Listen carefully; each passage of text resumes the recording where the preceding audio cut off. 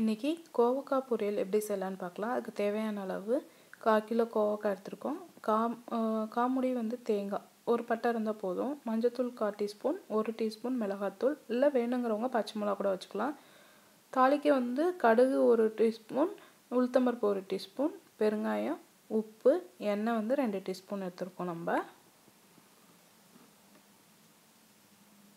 காயை இப்படி 4 பொளந்துக்கலாம் ஒரு காயை. இப்போ எப்படி செய்யலான்னு பார்க்கலாம். இப்போ ஒரு வடசட்டியில் எண்ணெய் ஊற்றி காய வச்சு கடுகு, உளுத்தம்பருப்பு, பெருங்காயம் போட்டிருக்கோம். இப்போ அதில் வேணுங்கிறவங்க சின்ன வெங்காயம் கூட போட்டுக்கலாம். அந்த காயை போட்டு அதுக்கு தேவையான அளவு உப்பு போட்டு நல்லா வாட்டிக்கலாம்.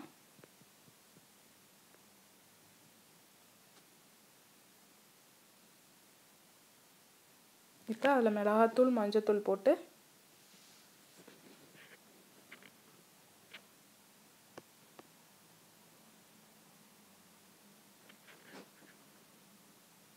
அதுக்கு காய்க்கு கொஞ்சம் தேவையான அளவு தண்ணி விட்டு வேக விட்டுக்கலாம்.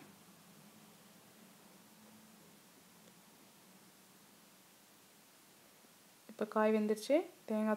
தேங்காய் துருவினதை போட்டு இறக்கிடலாம்.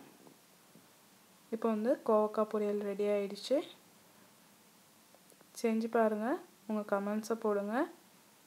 எங்கள் வீடியோ பார்த்ததுக்கு நன்றி. எங்கள் சேனலை சப்ஸ்கிரைப் பண்ணுங்கள்.